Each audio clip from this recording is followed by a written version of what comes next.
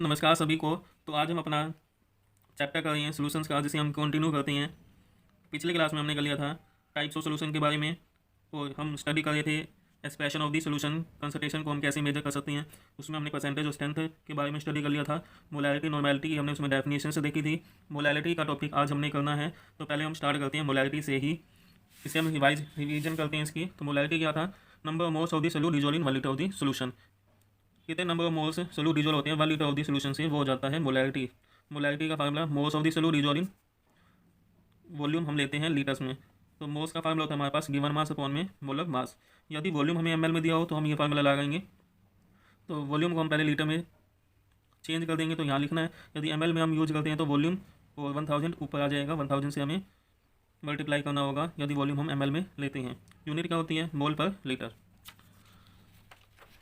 Normality it is defined number of gram equivalent moles of the solute. यहाँ था moles of the solute, molarity में इसमें है gram equivalent mole of the solute dissolve in 1 litre of the solution, 1 litre of solution. तो gram equivalent का formula क्या होता है? ग्राम इक्विवेलेंट का फार्मूला होता है गिवन मास अपॉन में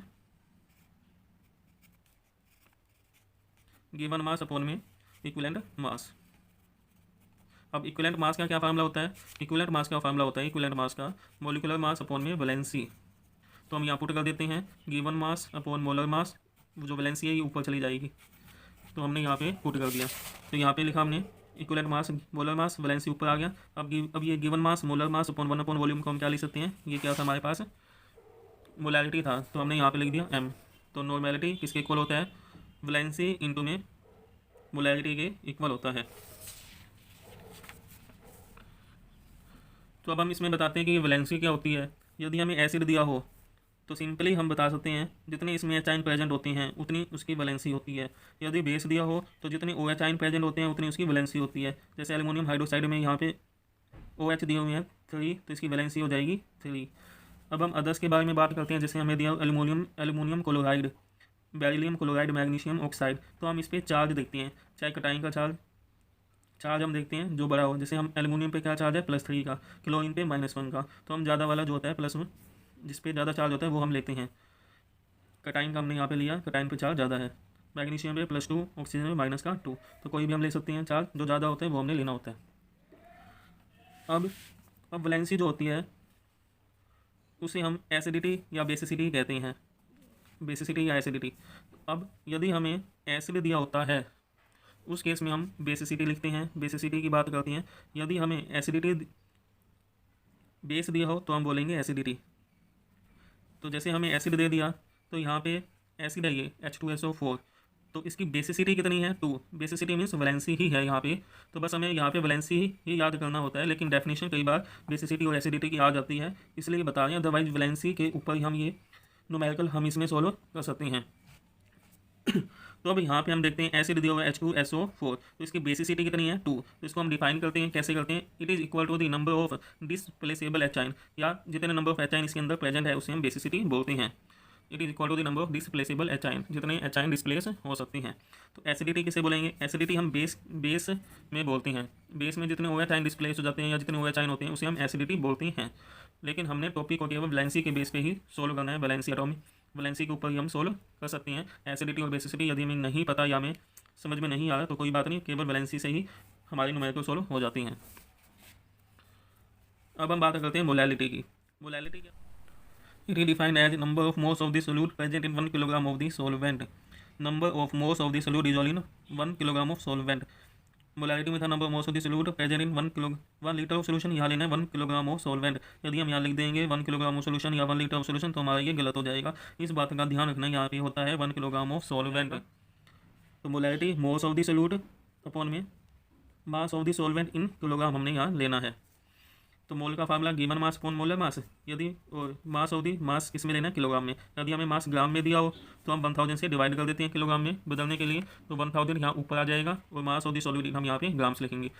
तो मोलैरिटी हमारे पास हो जाएगी given mass upon molar mass into में 1000 upon mass of the solvent in grams. ये फार्मूला हमने याद करना है। यूनिट है इसकी मोल पर किलोग्राम, मोल अपॉन में किलोग्राम, मोल पर किलोग्राम इसकी यूनिट हो जाएगी। तो ये जो टॉपिक है सॉल्यूशंस का, इसके अंदर जब हम आगे स्टडी करते हैं तो मोलैलिटी इंपॉर्टेंट है, इसका काफ़ी यूज होता है इस चैप्टर में, तो इसे हमने ध्यान देना है। तो अब हम इसमें बात करते हैं न्यूमेरिकल्स। तो पहले हम इसमें एक नोट की बात करते हैं, फिर हम इस पर न्यूमेरिकल्स देखते हैं। अब कहते हैं कि जो मोलैलिटी होती है या फिर मोल फ्रैक्शन होता है, मोल फ्रैक्शन हमने अभी नहीं किया, या हम आगे न्यूमेरिकल सोल्व करने के बाद मोल फ्रैक्शन वाला टॉपिक करेंगे। तो मोलैलिटी होता है, मोल फ्रैक्शन जो होता है वो मोलैलिटी और नॉर्मेलिटी से प्रेफर किया जाता है। क्यों? क्योंकि मोलैलिटी और मोल फ्रैक्शन जो होता है वो मास से रिलेटेड है।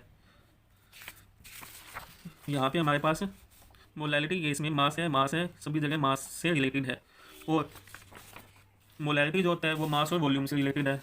मोलैलिटी मास से रिलेटेड है, वॉल्यूम से रिलेटेड है। तो जो मास से रिलेटेड है उस पर टेम्परेचर का कोई भी इफेक्ट नहीं पड़ता, कोई भी इफेक्ट टेम्परेचर का नहीं पड़ता। इसलिए हम मोलैलिटी और मोल फ्रैक्शन को प्रेफर करते हैं मोलैलिटी और नॉर्मेलिटी से, क्योंकि टेम्परेचर का इस पर कोई भी इफेक्ट नहीं पड़ता, इसमें कोई भी वॉल्यूम का चेंज नहीं होता। सो मोलैलिटी जो होती है वो हम प्रेफर करते हैं।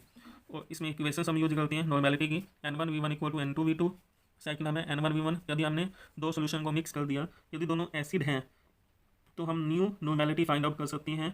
N1V1 + N2V2 = N3V1 + V2 formula use करके हम इसमें नॉर्मेलिटी काउंट कर सकते हैं। यदि एक एसिड दिया हुआ है, एक बेस दिया हुआ है, यदि हमने उन दोनों को मिक्स कर दिया और अब हमने बताना उसकी नॉर्मेलिटी क्या होगी, तो हम यहाँ पे माइनस का साइन यूज करके सॉल्व कर सकते हैं। और हमें इसका मोड लेना होगा, क्योंकि जो वैल्यू आनी चाहिए वो हमेशा प्लस में आनी चाहिए, माइनस में नॉर्मेलिटी नहीं होती। यदि हमारे यहाँ पे माइनस में आता है आंसर तो हमें उसका मोड ले लेंगे, वैल्यू हमने प्लस में ही बतानी है। तो अब हम इसमें करते हैं क्वेश्चंस। तो यहाँ हमारे पास फर्स्ट क्वेश्चन है, calculate the molality and normality of a solution containing 9.8 gram of H2SO4 in 250 centimetre cube of the solution. तो इसमें हमें मोलैलिटी और नॉर्मेलिटी निकालनी है। तो हम मोलैलिटी का पहले मोलैलिटी निकालते हैं, फार्मूला लिखते हैं यहाँ मोलैलिटी का, given mass upon molar mass into में 1000 वॉल्यूम इन ml। ये मोलैलिटी का फार्मूला होता है। अभी हम यहाँ देखते हैं हमें क्या दिया हुआ है, solution containing 9.8 gram of H2SO4। तो गिवन मास हमें कितना दिया हुआ है यहाँ 9.8 ग्राम। मोलर मास जो H2SO4 का होता है कितना होता है इसका 98 ग्राम्स। हाइड्रोजन का 2, सल्फर का 32, ऑक्सीजन का 16, सॉल्व कर देंगे 98 आ जाता है। अब वॉल्यूम कितना दिया हुआ है 250 सेंटीमीटर क्यूब। सिंपली हमने इसमें वैल्यू पुटअप करनी है, गिवन मास, मोलर मास 98, वॉल्यूम हमें दिया है 250, सॉल्व कर देंगे हम इसे 0.4 मोलर आ जाएगा। अब हमने निकालनी है इसमें नॉर्मेलिटी। तो हमारे पास नॉर्मेलिटी का फार्मूला क्या होता है, वैलेंसी इंटू में मोलैलिटी। अब इसमें वैलेंसी देखो H2SO4 में वैलेंसी कितनी है, वैलेंसी है हमारे पास यहाँ 2 और मोलैलिटी कितनी है 0.4, सॉल्व कर दिया 0.8 नॉर्मल आंसर आ जाएगा ये। तो इसमें हमें दोबारा से नॉर्मेलिटी का फार्मूला लगाने की जरूरत नहीं है, हम मोलैलिटी निकाल दी, मोलैलिटी से ही हम नॉर्मेलिटी फाइंड आउट कर सकते हैं। यदि हमने नॉर्मेलिटी का फार्मूला लगा के सोल्व करना है तो हम सोल्व कर सकते हैं, लेकिन ये ईजिली सोल्व हो गया। ये तो था सिंपल क्वेश्चन। अब हम क्वेश्चन सोल्व करते हैं इसके ऊपर डेंसिटी पे जो क्वेश्चन पूछा जाता है।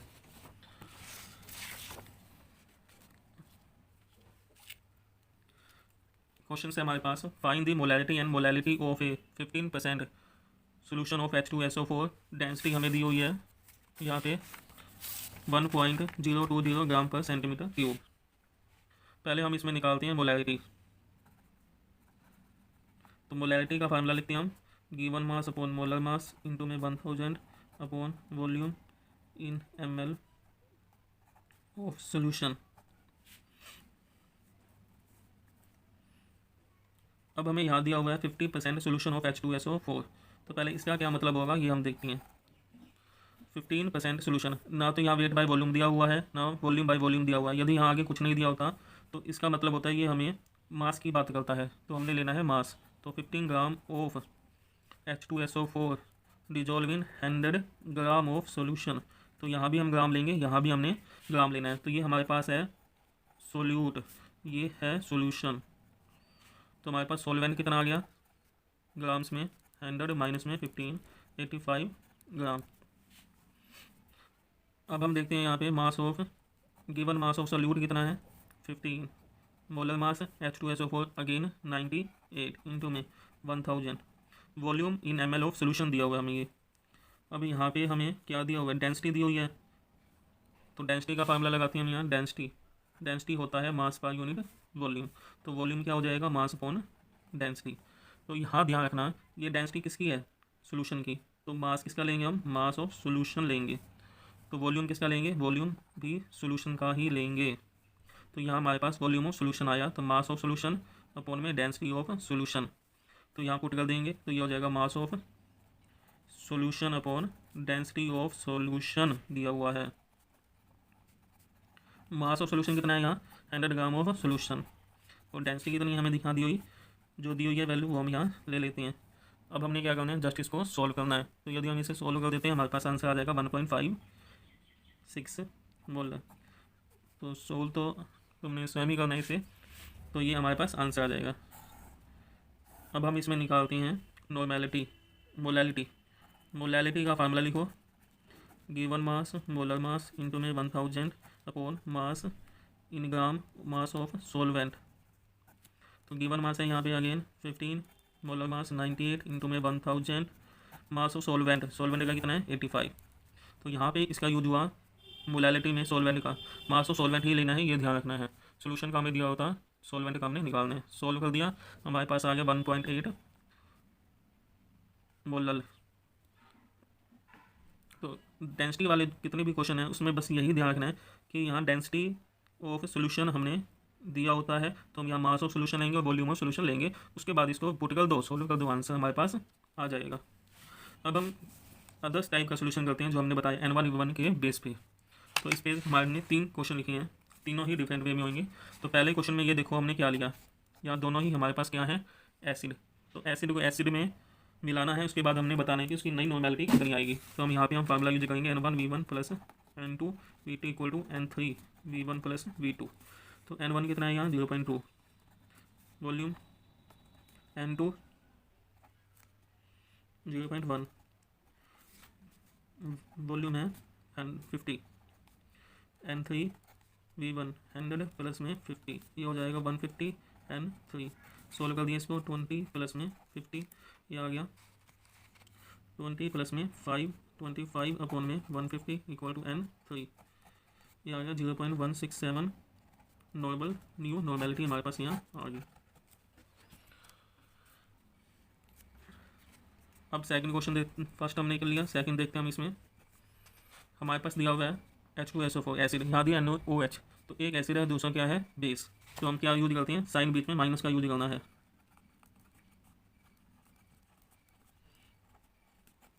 100 प्लस 100 200। तो यहाँ इसको हम सोल्व कर देंगे, 10 माइनस में 20 N3 200। तो यहाँ आ गया माइनस का 10 N3 200, N3 हमारे पास आ गया 10 अपॉन में 200। इसमें बताया था यदि हमें कोई चीज़ माइनस में दी होती है तो हमको क्या लेना उसका मोल, क्योंकि यहाँ पे एक एसिड है एक बेस है। तो यहाँ पे बेसिसिटी बेस ज़्यादा है, बेस की वैल्यू ज़्यादा है, तो जो नॉर्मेलिटी सोल्यूशन बनेगा वो बेसिक इन नेचर होएगा। वैल्यू हमने प्लस में ही बतानी है, इसको सोल्व कर दें 0.05 नॉर्मल आंसर आ जाएगा। अब हम थर्ड क्वेश्चन करते हैं। इसमें हमें क्या दिया हुआ है, एक एसिड दिया हुआ है, दूसरा हमें बेस दिया हुआ है, लेकिन यहाँ मोलर सोल्यूशन दिया हुआ है, यहाँ नॉर्मल था। तो पहले मोलर को नॉर्मल में हमें पता है N होता है VM के इक्वल, N बड़ा होता है, जैसे अल्फ़ाबेट्स में MN, अल्फ़ाबेट्स में M आता है पहले, N आता है बाद में। तो इससे हम याद कर सकते हैं N की वैल्यू बड़ी होती है, तो बड़ी होती है तो हम इसको कुछ ना कुछ वैल्यू से हमें मल्टीप्लाई करना पड़ेगा। तो यह हम सोल्व करते हैं,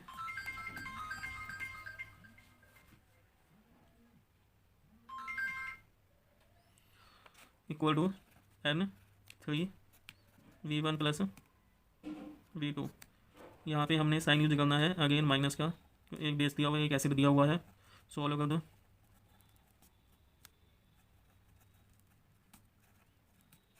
अब यहाँ पे हमें नॉर्मेलिटी दी हुई है वॉल्यूम वैलेंसी इंटू में मोलैरिटी।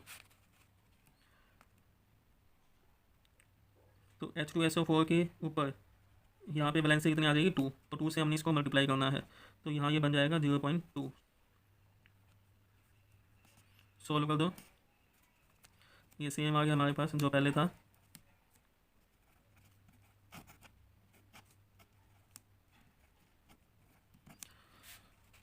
तो यदि हमें मोलर दिया होता है तो पहले हमने उसको नॉर्मल में चेंज करना है,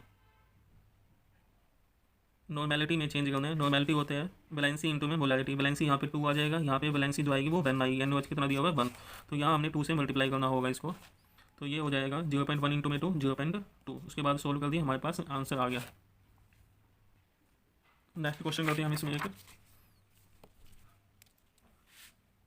A6.90 molar solution of KOH in water containing 30% by mass of KOH. Calculate the density of the KOH.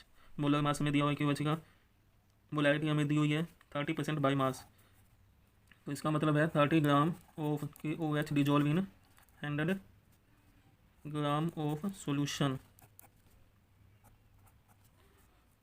तो हम इसमें क्या निकालना है, हमें मोलैरिटी दी हुई है, तो मोलैरिटी का फार्मूला निकालें। मोलैरिटी का फार्मूला हम लिखेंगे given mass, molar mass 1000 upon में वॉल्यूम ऑफ सॉल्यूशन।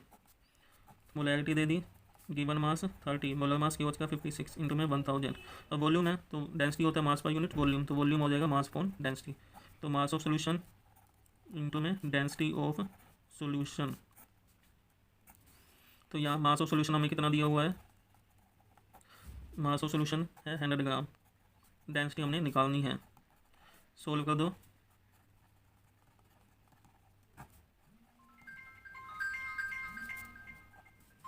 तो हमारे पास यहाँ डेंसिटी की वैल्यू सोल्व करके जो भी आ जाएगा वो हमारे पास यहाँ हो जाएगा आंसर। इसकी वैल्यू आ जाएगी हमारे पास 1.28 ग्राम।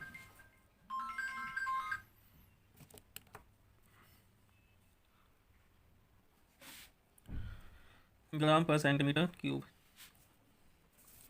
इसमें हमने केवल क्या किया क्वेश्चंस के अंदर, पहले हमें इसका मीनिंग पता होना चाहिए 30% बाई मास ऑफ KOH का। फिर मोलैरिटी यहाँ दी हुई थी, मोलैरिटी का फार्मूला लगा दो, वॉल्यूम ऑफ सॉल्यूशन क्या होता है वो पुट कर दिया, सोल्व कर दिया, आंसर आ गया। अब ये क्वेश्चन आएगी तुमने स्वयं करनी है। पहले इसमें calculate the molarity of 1 litre solution of 93% H2SO4 weight by volume. अब यहाँ पे 93% दिया हुआ है ना, तो 93 इसमें हमने सोल्यूट ही मानना है, सॉल्वेंट कंसीडर नहीं करना। 93 gram of H2SO4 present in 100 ml of solution. Volume क्या लेंगे हम, 100 ml ऑफ सोल्यूशन, क्योंकि यहाँ वॉल्यूम दिया हुआ है 100 ग्राम नहीं लेंगे, यहाँ पे ml में लेंगे। Density density of the solution is 1.84 ग्राम पर ml। मोलैरिटी हमने निकालनी है। उसके बाद सेकंड क्वेश्चन देखते हैं हम यहाँ पे, calculate the volume of 80% H2SO4। Density दी हुई है इसकी, यदि ये कुछ नहीं दिया हुआ तो ये वेट बाई वेट में होता है। वॉल्यूम निकालना है, required to prepare 1 litre of 20% H2SO4। तो इसमें फार्मूला जो लगेगा वो लगेगा N1V1 इक्वल टू N2V2। तो अब हमने इसमें वॉल्यूम ऑफ 80% H2SO4 ये वॉल्यूम निकालना है, इसका हमें वॉल्यूम 1 लीटर दिया हुआ है। सोल्व कर देंगे, आंसर आ जाएगा। नॉर्मेलिटी दोनों की पहले निकाल के पुट कर दो, सोल्व कर दो। H2SO4 use in lead storage cell is 38% by mass and has a density of, density दी हुई है, कैलकुलेट मोलैरिटी। इसका हमें मीनिंग पता होना चाहिए, डेंसिटी इसमें दी हुई है, मोलैरिटी निकालनी है, फार्मूला लगा दो, सॉल्व कर दो, आंसर आ जाएगा। ये क्वेश्चन करनी है। Thanks for watching.